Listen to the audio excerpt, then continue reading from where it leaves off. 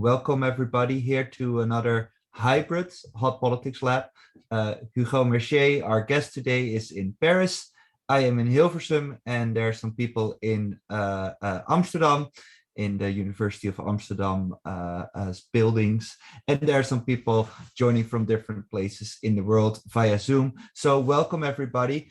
It's a pleasure for me to introduce you, Hugo Mercier, who works at the Institution Nico and is a scientist that of the type that we like at the Hot Politics Lab, truly interdisciplinary, interested in reasoning, but not approaching this from one particular perspective, but really trying to answer the question with different methodologies and from different theoretical angles. So I'm really excited that Hugo found the time to join us today.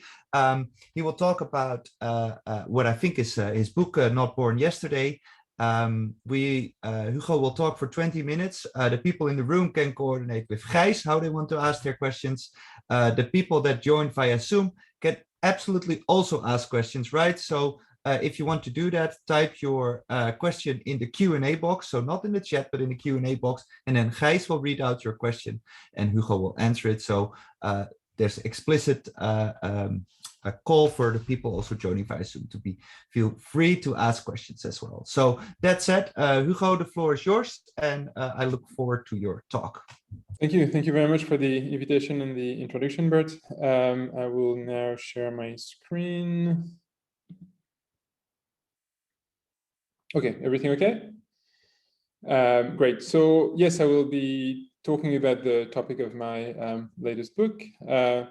So I will start by laying out the view that I want to argue against. And I think one of the best places where that view is laid out is in Jason Brennan's recent book, The Ethics of Voting, where he writes that human beings are overly deferential to authority, that they cower before uniform opinion, that they are swayed not so much by reason, but by a desire to belong, by emotional appeal, and by sex appeal.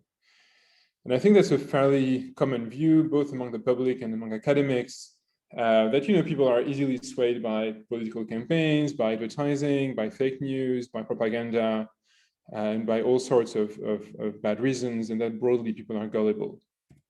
And to make things worse, we also have this pretty common view that whoever can make you believe absurdities can also make you commit atrocities. That was supposedly said by Voltaire, but his translator had quite a hand in formulating that, really. And it's also often used to justify why we need to fight misinformation and conspiracy theories and all that, because presumably believing these crazy things then makes people engage in really kind of costly and dangerous actions. So broadly, kind of here are the three contentions, the three views that I will be arguing against. The first is that people are relatively easy to persuade, even en masse, even like a large group of people at once through mass media, for instance. And that would be true because people are unable to judge whom to trust and what to believe. People are just kind of broadly gullible and not very good at discriminating between different sources and different contents. And that these kind of mass persuasion phenomena have dramatic consequences. And I think none of this is true. So I will start by the first claim that it is easy to persuade people en masse. And I will look at three examples that are pretty well documented by now. And I will pick one example of propaganda in an authoritarian regime. And then I will look at two kind of meta-analysis or large studies of political campaigns in the US and of advertising. So starting with propaganda, the most infamous, but also the best studied example, obviously, is the example of Nazi propaganda. And albeit it had been studied by a lot of historians, most of what had been studied was the content of the propaganda and not its effectiveness. And one of the first historians to really ask the question of how effective Nazi propaganda was is Jan Kershaw, who had a paper on this that was mostly that was based on his very kind of deep reading of the material, of the diaries and the public opinion reports and of various archival material that he had access to. And on that basis, his conclusion was that, maybe kind of surprising, but Yet that Nazi propaganda largely failed, except when it could build on existing consensus, confirm existing values, and bolster existing prejudices. So for instance, when the Nazis tried to convince the Germans that it was great to euthanize the handicapped, there was widespread rejections. When the Germans tried to convince the industrial workers that they shouldn't believe in communism, that didn't work at all. So every time they tried to change someone's mind, essentially they failed. It's only when they were surfing on pre-existing public opinion that their messages found some echoes. And there was actually a number of more quantitative studies that have confirmed this conclusion that have been published since. A lovely one was done by Maya Adena and her colleagues, and they looked at whether radio propaganda, which was the main mean of propaganda for the Nazi, had much of an impact. And to do that, they looked at whether being closer to the radio towers, which meant that you had a better radio signal, had an impact on your anti-Semitic behavior, such as denouncing Jews to right-wing newspapers and this sort of things. And what was nice is that it was a purely kind of exogenous variable, so they could really get some idea of whether there was a causal impact of Nazi propaganda. And that what they found was that Nazi propaganda did seem to sometimes boost anti-Semitic acts, but only in areas that were already highly anti-Semitic to start with, and that if anything, it tended to backfire in other areas. So that really seems to fit well with Kershaw's conclusion that propaganda kind of works when it finds echoes in the population already. It doesn't really change their minds. And just I can't help but cite this tidbit that was funded by Kershaw in one of the reports by the Nazi intelligence agency, which was a bit like Gallup, except that you can't just ask people for their opinion if you're in a dictatorship. But these were the people who were tasked with trying to figure out what the German people were thinking of the Nazi regime, and to report back to the Nazi authorities. And what one of these reports said was that propaganda encounters rejection everywhere among the population because it is regarded as wrong and lying. So in particular, after Stalingrad, it was really a disaster.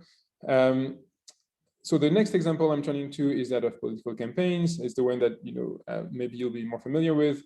It has been mostly studied in the US, partly because so much money gets used over there. It takes many forms, from TV ads to canvassing or robocalling or flyers, etc., etc. And the best way of figuring out whether these campaigns are actually effective is to run randomized control trials in which, for instance, you take half of the electoral districts in a state or in a city, and in half of these districts at random, you will do canvassing, or you will do robocalling or distribute flyers, etc. And in the other half, you don't do that, or you do the same thing with TV markets, and in half of them you play some ads, in the other you don't play ads, or you play other ads. And then you look at whether each kind of individual campaign act had an effect on voting behavior.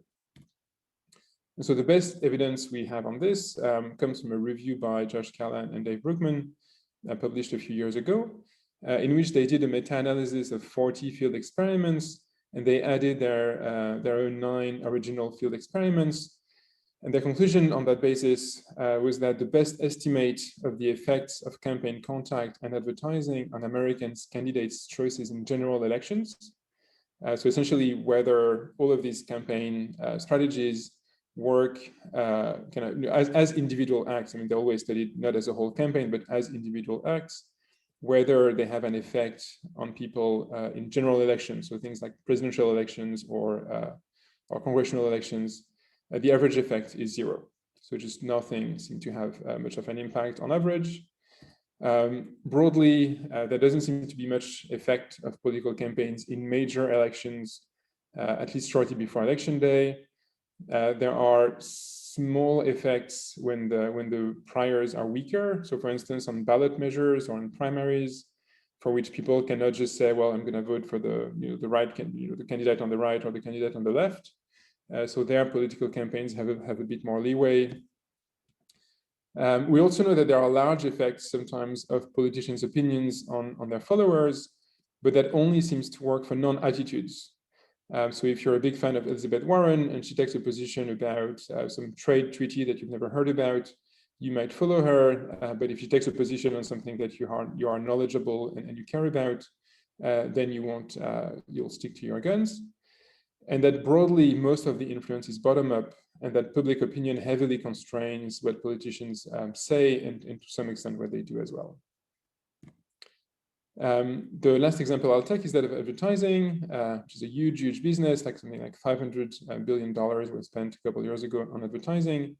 And the way the efficacy of advertising is usually studied is by looking at its elasticity. And so what that means is that if you increase the amount of advertising for a given product in a given area, how much are the sales going to increase? And is the increase in sales going to be commensurate to the increase in advertising? And if it is, then the elasticity is 1. And if, for instance, the sales only increase by 50% when you double the amount of advertising, then the elasticity is 0.5. And so the best estimate we have of the elasticity of TV ads comes from a very large study by Brad Shapiro and his colleagues that came out, I think actually that was a preprint that came out last year. And the results revealed a sizable percentage of statistically insignificant or negative estimates. So according to that study, really most ads had essentially no effect. And indeed, the average elasticity that they observed was 0.01, such that every time, let's say, if you double the advertising budget or the number of ads being shown, then the sales are only going to increase by 1%. And broadly, this seems to be the outcome of the advertising literature, that the effects of advertising are typically small or non-existent. And indeed, so Garrett Tellis wrote a few years ago already, who is one of a guru of advertising research. The truth, as many advertisers will quickly admit, is that persuasion is very tough. So broadly, we can tell, and there's many more evidence with religious proselytizing and other contexts, that mass persuasion persuades nearly no one, that only messages that resonate with people's priors are accepted. But then these messages don't really have much of an effect, precisely because they already fit with people's priors. And that is only when some trust has been earned by a politician or a brand that some influence is possible at the margin. So why is it so hard to persuade people en masse? Well, it is that contrary to what the second claim I'm disputing asserts, people are actually quite good at figuring out who to trust and what to believe. And that to do that, they used sophisticated cognitive mechanisms of what I've called open vigilance, and that had been previously called mechanisms of epistemic vigilance.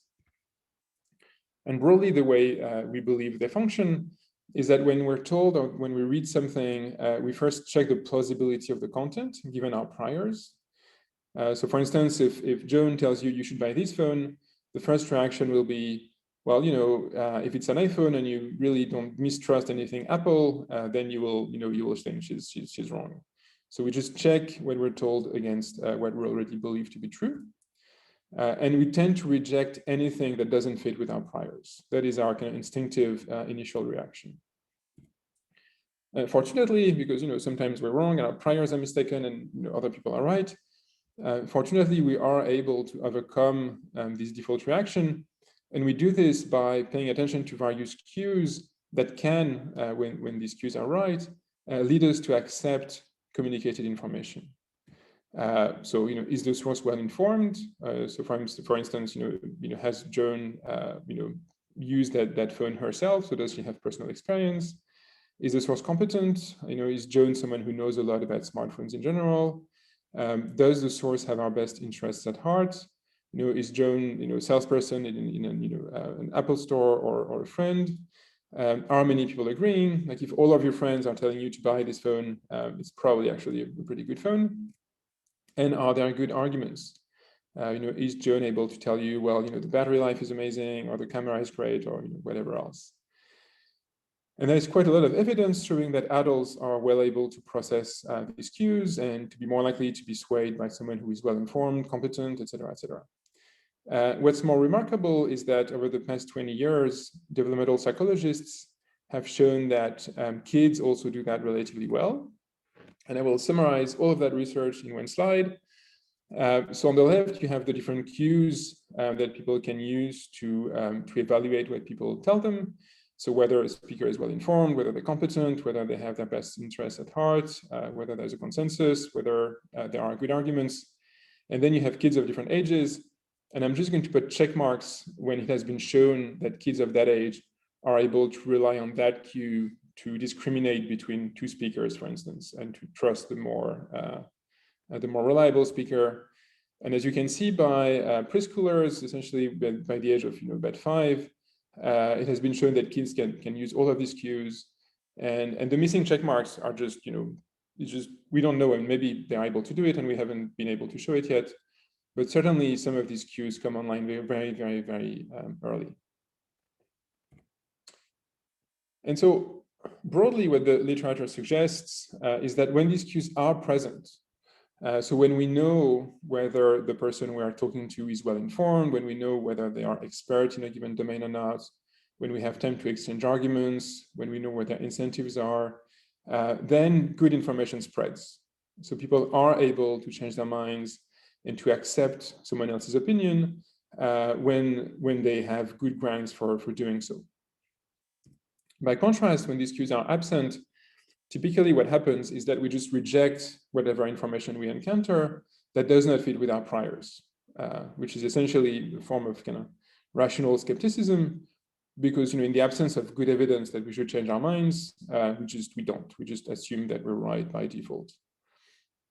And that is why I think all of these mass persuasion attempts that I have described earlier tend to fail quite pathetically.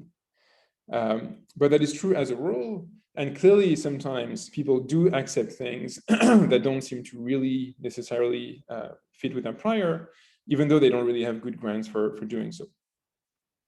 And the question then is, when that happens, are the consequences really severe and really, really critical as is often speculated? And so I would argue here that, based on a definition that on a distinction that Dan Sparber laid out a few years ago between intuitive and reflective beliefs, I would argue that most of the false beliefs that people accept through communication are only held reflectively, and I will explain what I mean in a second. Essentially, a belief is held reflectively when it does not have the consequences it would have if it were held like a normal belief. Like, if I can see that there's a table or a desk in front of me, and I'm going to act in line with that belief. I'm not going to try to go through the desk, or I know I can put things on the desk. But by contrast, when we hold the belief reflectively, it doesn't typically impact our behavior or our other thoughts. So I'll illustrate that with the case of Pizzagate. So you might remember Pizzagate was that extremely popular conspiracy theory that overtook the US during the Clinton versus Trump election. And according to some poll at the time, about something like half of Americans believed that something like Pizzagate was correct. So Pizzagate was the assertion that that high-level Democrats were raping and abusing children among other places, the basement of that pizzeria in the suburbs of DC. So hence the Pizzagate moniker. And one of the reasons why Pizzagate became so infamous is that there's this one guy, Edgar Madison Welsh, who took his assault weapon and stormed the pizzeria and demanded that the children be freed. And in a way, we can say that presumably this one guy had an intuitive belief that children were indeed being abused and raped in that place. And then he did what is, in a way, the logical and moral thing to do, is that he tried to free the children. So he's now in jail, but at least he was coherent. Like there was some degree of consistency between his professed beliefs and his actions. Now, if you look at this guy, whose reaction was to write a 1-star review of the pizzeria in which children were supposedly being tortured. So the review reads, the pizza was incredibly undercooked. Suspicious, professionally dressed men by the bar area that looked like regulars kept staring at my son and at other kids in the place. definitely not coming back, beginning to think the conspiracies about this place are true. And so now you have someone who believes somehow, who suspects that children are being, raped in the basement of that pizzeria, and he brings his kids there. And then he writes a 1-star review that starts by noting that the pizza is undercooked. I mean, there is no plausible, coherent relationship between having, the belief that children are being abused there and this kind of behavior. And so that's what we would call a reflective belief. And presumably 99.99999% of the people who endorsed Pizzagate had such reflective beliefs because they didn't do anything about it, or if they did, it was writing a 1-star review on that poor pizzeria's website. Another interesting contrast is between people who believe in conspiracy theories and who tend to be very vocal about them, even though it's a bit silly when you think about it, because if you're saying that the NSA and the CIA and all those things are like super powerful, dangerous, evil institutions, then they're ready to silence anybody who speaks up.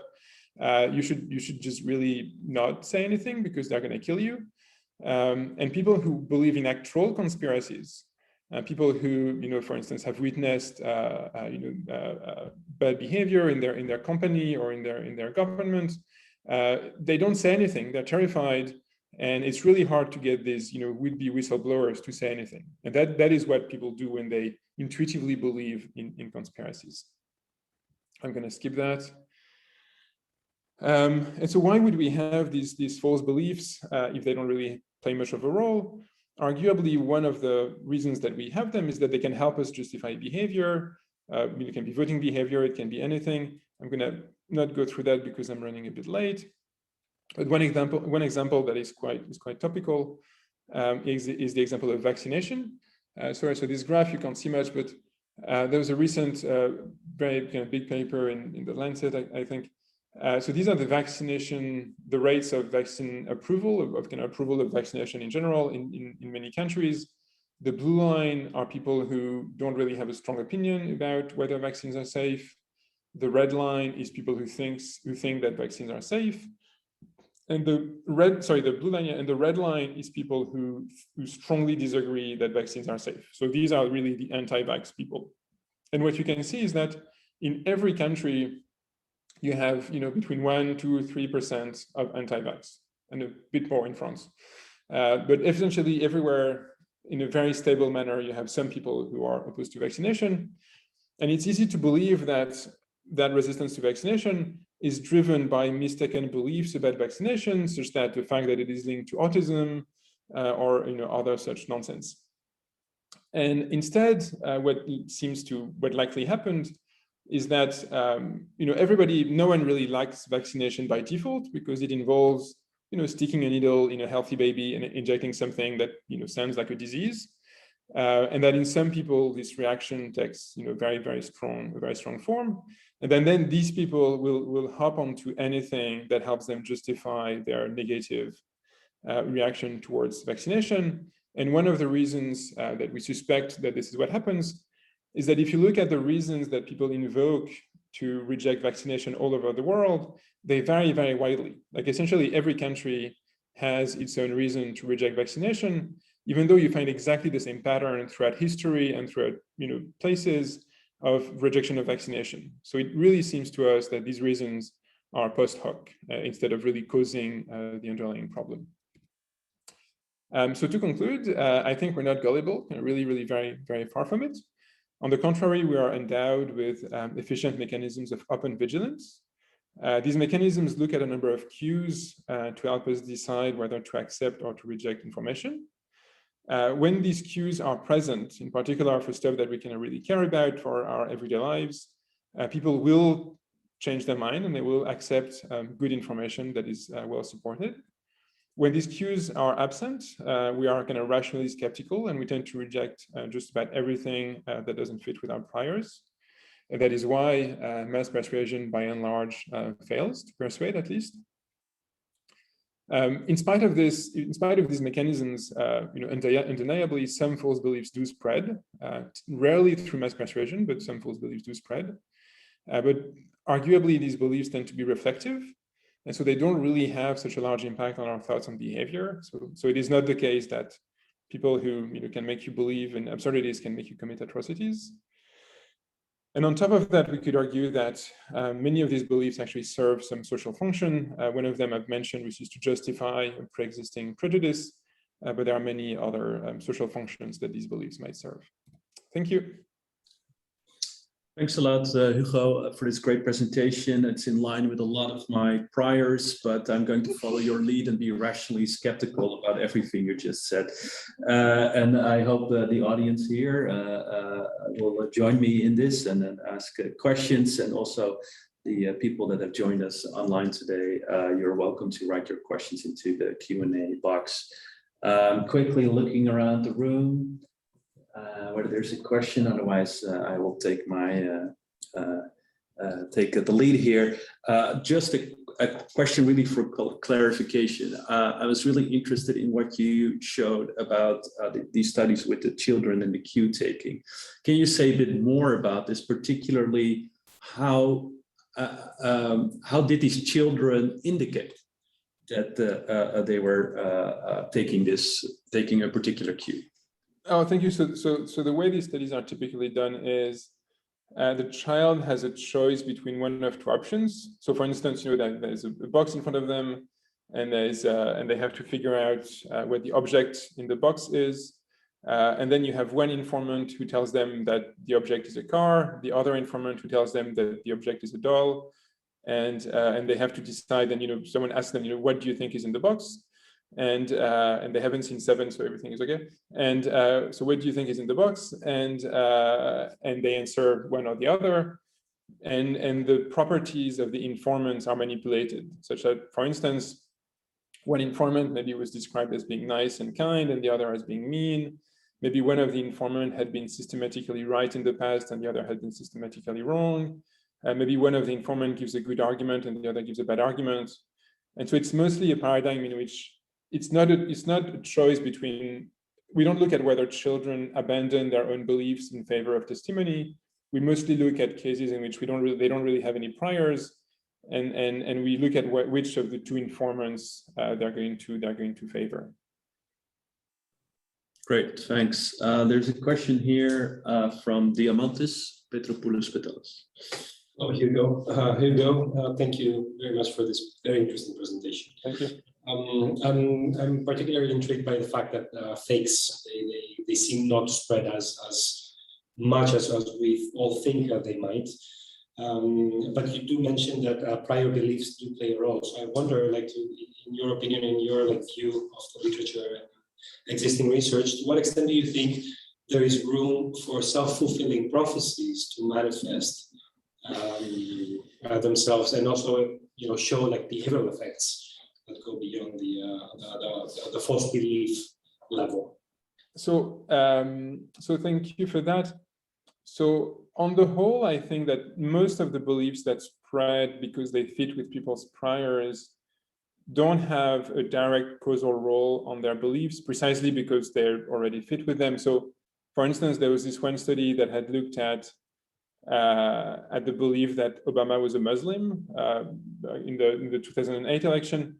And what that study showed was that people who did not like Obama were very likely to accept that he was a Muslim, but then accepting that he was a Muslim did not make them dislike Obama more. But that doesn't mean that these things are innocuous, obviously. So in some extreme cases, in some more rare cases, people will act up on these beliefs. And it can also help people kind of recognize each other and gather kind of more social strength, but by all realizing that there are many more people who agree with them. Like if you see someone essentially and you can say, well, do you know that Obama is a Muslim? Then the two of you realize that you really hate Obama. And that's, it's a useful way of coordinating people. And we are the most extreme example of that is the rumors of atrocities that tend to precede ethnic riots. So when one group is going to massacre essentially another group, they always have rumors that the other group has raped children, or that blood libel for Jewish people. And these rumors typically, it's not that everybody loves each other, and then the rumor spreads and they start hating the other group and wanting to attack it. But they're used as a way of coordinating the attack and making sure that everybody is on board to do horrible things to these other people, because they all agree that they're, in theory, capable of doing these bad things. So I don't think it has a direct role on behavior and thought, but it can play a variety of kind of indirect and still pretty bad roles. Thanks, Hugo. I have a question in the back from Leonard. Hi, Hugo. Thank you very much for your presentation. I was wondering, what would you recommend to politicians running for office? Should they spend their money on campaigns according to your results? Not what should they do? How should politicians? I don't know. so these are not my results. I'm just relying on my kind of the political science literature.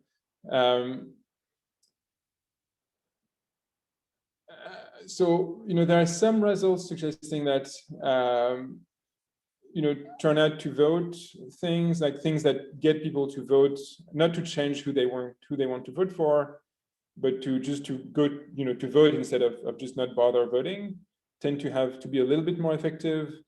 There's some evidence that when it's really well done, canvassing can work a little bit better, but it's vastly more expensive and time consuming. But I think broadly, it's a bit sad to say, but the strategy that on the whole the Republicans have had in the US, which is partly to spend a lot more money than Democrats on races that are very small races, races for the DA, for the local judge, for the local politicians. That money is probably better spent, because for these small races, things like name recognition and a few ads can have some decent impact, and there are many kind of fewer people that vote, so convincing a few people is more to have an impact. So that would be at the meta level, that would be my advice, is just to focus a lot more on these small things for which it's easier to have some effect. But for the general elections, for the big presidential elections, I don't think there's anything that's going to have a lot of impact. I think you just made local politicians here in the Netherlands who are just about to start their election campaigns here. I'm very happy with that advice. No, but it matters, and in the aggregate, it depends on how obviously each country functions. But local politicians can have a lot of power, especially in the aggregate. So these things really matter. Hey, there's a question from someone online, Magdalena Wisniewski. I hope I didn't butcher that pronunciation. She writes, thanks, Hugo, for this super interesting presentation. I was wondering, if we aren't that gullible, why is there then such a strong belief that we are? Yeah, that's a very good question, and one I've thought quite a bit about. So there are many reasons. One of them is that I think in the context of politics in particular, it's a useful way for people of making sense of why so many people seem to disagree with them. So when you're a Democrat in the US and you see all of these people supporting Donald Trump, and instead of thinking, well, God, there's half of the country genuinely disagrees with me on pretty fundamental stuff, it's easier to think, well, they've all been brainwashed by Fox News and they all believe these these stupid things, and that's why they're voting for him. So I think that's a way of kind of waving away in a way the really kind of sometimes deep disagreements about stuff, and to say, well, no, it's just they've just been brainwashed. Otherwise, they would all agree with me. The belief that people are gullible has also been used throughout history to justify various political, so for instance, to justify, not giving any power to the people. Since ancient Greece, you have this idea that demagogues are very dangerous and that they're going to lead the people astray, and so that as a result of that, we can't let people vote. And that has been used, up to the 19th century. And conversely, on the left, you had the belief that people are really being oppressed and they're accepting the dominant ideology, and that is why they're not revolting. So you have to explain why people are not revolting if they're being so miserable. So it has been very convenient for people on all political sides to believe that, or at least to say. But so one of the points I was making was that a lot of these false beliefs we have are reflective, and so they don't really impact our behavior. And I think that's true there as well. So even if you ask people, they say, oh no, people are kind of gullible and they're easy to convince, but no one is going on the street and asking people in the street, can you give me all your savings or will you sleep with me? So we don't act as if we believe people are gullible on a day, in everyday life. We just, that's how we interpret broad kind of political trends. That would be an interesting set of experiments. Yeah, I don't think the IRB would approve anymore, but it's probably been done by some social psychologists. Yeah, we should try it in Denmark. They don't have ethical reviewers. Matthijs Rodan here has a question. Thank you, Hugo. Very interesting talk. I'm also pretty much convinced, also because it's strongly in line with theories of motivated reasoning and Bayesian updating. But I was wondering, do you think that there will be a difference when it comes to how persuasive political campaigns can be, that there is a difference between different political systems? For instance, in the US, in general elections, probably it doesn't matter that much. But in the Netherlands, with a multi-party system that is strongly fragmented, people have a choice set, right? They have different parties that they can vote for. And we know that about 15% of them makes a decision on the last day of the elections. So do you think that it does matter more in such systems than in two-party systems? Yes, then again, the honest answer would be that I'd have to look at the data because I don't have the data in mind, and I don't know to what extent we have enough data to really answer the question. But broadly, the idea would be that yes, partly because people are just they're going to be less familiar with all the candidates and all the parties in a multi-party system than in a two-party system. And because it's much easier to shift from one party on the left to another party on the left than to shift from being a Democrat to being a Republican. So that would be my intuition, but I don't know that there is data. Okay, thanks. Another question online from Tobias Rohrbach. Thanks for this. Following up on Magdalena's question, what do you think of a third-person effect, believing that others are more gullible or susceptible than yourselves? Or do we overestimate our own rationality? So exactly. So thank you for bringing that up. So there is indeed, and that relates to the question before, this third-person effect, which is that what you're describing. So, for instance, when you ask, people how susceptible are others to fake news, they say, oh yeah, no, it's really bad. And then, what are the odds that you accept fake news? I know I would never do that. And I think that effect stems from the broader thing that is well evidenced in social psychology, which is the fundamental attribution error, which is the mechanism by which when other people do bad things, we tend to think it's really kind of in their nature. Whereas when we do bad things, it's just the environment and then, the context. And it's the opposite for good things. So when other people do good things, it's just because, he's rich, he's not a nice person, or, he's just in a good mood. Whereas when we do good things, it's because we're intrinsically good people. And we see that also for the third person effect, because for positive communication, we observe the opposite. So when people talk about, public health campaigns, people are going to think, I know no one is going to believe that cigarettes are bad for you, but yes, I will accept that message. So it's really a matter of the polarity of the message, whether we observe the third person effect in kind of one direction or the other. Thanks. Another question in the Q&A from Daniel Komaromi. And he writes, in Hungary before the 2015-16 propaganda, people were mostly pro-refugee, reflected both in surveys and based on their helpful behavior at the beginning of the migration crisis. However, now, after the government's anti-immigrant campaign, a great majority of Hungarians hate and fear refugees, even though they probably never saw any of them. How would you explain this? How would you explain in general the massive upsurge of right-wing populists whose followers are often characterized by conspiratory mindsets? Yeah. Thank you for the question. So then again, the honest answer is that I don't know enough about that specific situation. If I had to guess, my guess would be that propaganda, and I've kind of hinted at that earlier, even if it doesn't affect people directly all that much, it can help, for better or worse, it can help solve problems of pluralistic ignorance. So for instance, in the Nazi case, what seems to have happened in part is that some people were already kind of quite anti-Semitic, but the fact that they had government backing made it much easier for them to express their anti-Semitism and to act on their anti-Semitism. And what might have happened in Hungary is that before that campaign, the socially accepted thing to do was to be kind of maybe more pro-refugee, and so people who were positively inclined towards refugee were more likely to voice their opinions and to act on that. And what the propaganda campaign or the campaign might have done is to flip what was seen as a socially acceptable behavior, and then it became much more acceptable to say that you're anti-refugees and all that. So I don't know to what extent it really influenced people, whether someone was to start with anti or pro-refugee, but it might have influenced what is perceived as socially acceptable, which can have very, very significant consequences. So, but then again, I don't know if that's what happened. It's possible, and other cases suggest that might be the case. And the more general question,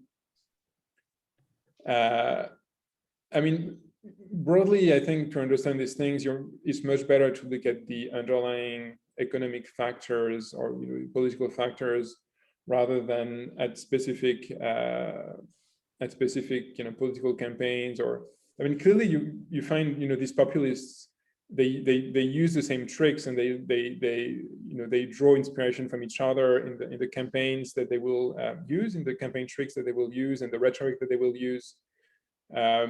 But that doesn't mean, what we know, for instance, that in some cases, people had tried using the same rhetoric and the same tricks for many years, and they didn't have the same success until the conditions were right. So I think that you need both. So you need some populists, you need people who will be, sorry, let me backtrack. So first you need the right kind of underlying economic conditions in terms of, unemployment, inequality, heterogeneity in the population. I don't know what they are. And then you need some politicians who are willing to take advantage of these underlying conditions and to build their career on them. So you need the two of them, but the politicians on their own, however skilled they would not be sufficient, I don't think. We have time for one or two more questions. Is there any more questions from the room? What are you putting in? There's another question. Oh, it's the people. Thanks. Yeah, so another question online. Interesting argument, thank you. I wonder if source perception isn't also strongly driving priors, explaining why not necessarily tend to agree with accurate beliefs, but rather with the views of people like us.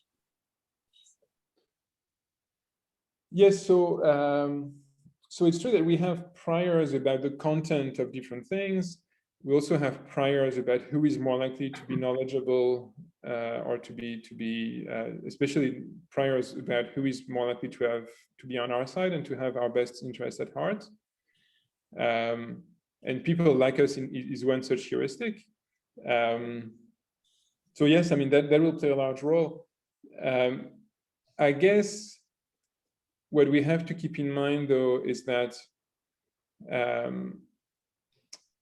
at best that will, I don't think it will create a huge change of mind, in that even if there's someone who can, looks like you and they're the same ethnicity and they speak the same language and whatnot, if they tell you something that you really disagree with, it is the content that is going to trump the rest. So, it's not going to be enough. So it's mostly going to play a negative role in the sense that if there's someone who seems to come from a very different background, even if they say something that might be maybe sensible, you might be more likely to dismiss them.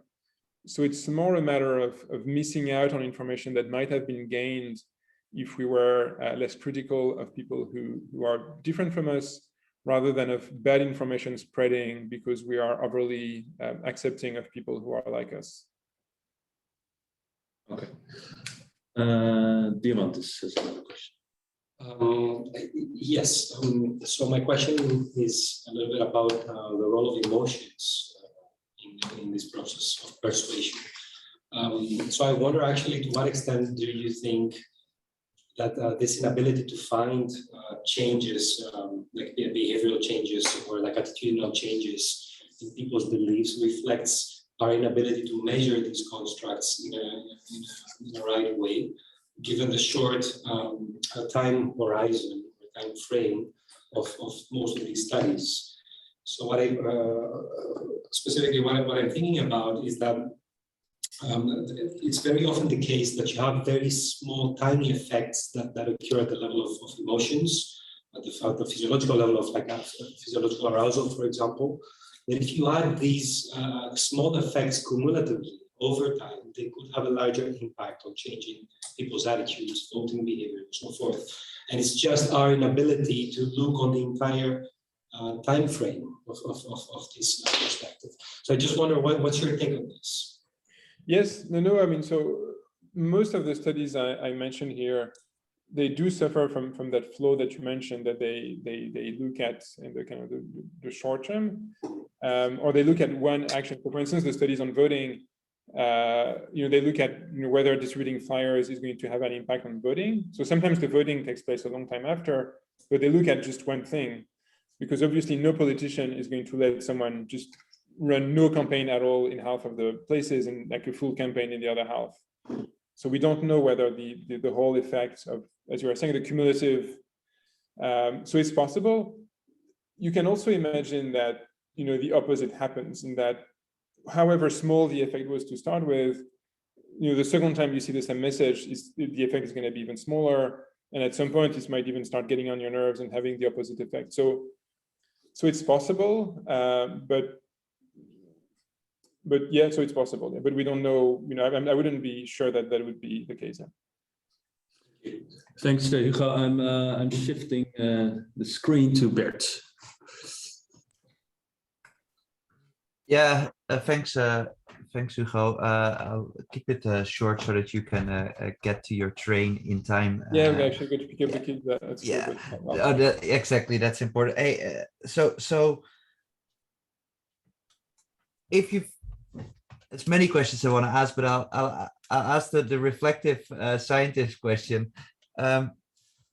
Why is it that we as scientists so often study change? Is that for the same reasons that public studies change, or is it because we might want to have the feeling we can change something? So why are we so often interested in change and effects, right? I don't know. That's a good question. I guess it might be a methodological thing, that it's easier to observe and to manipulate change. Like we can try to poke things around and we see whether they change or not. Whereas seeing whether something doesn't change is just intrinsically harder. It might be because, yeah, from the applied point of view, if you can, show that whatever you're doing can change things, it looks good.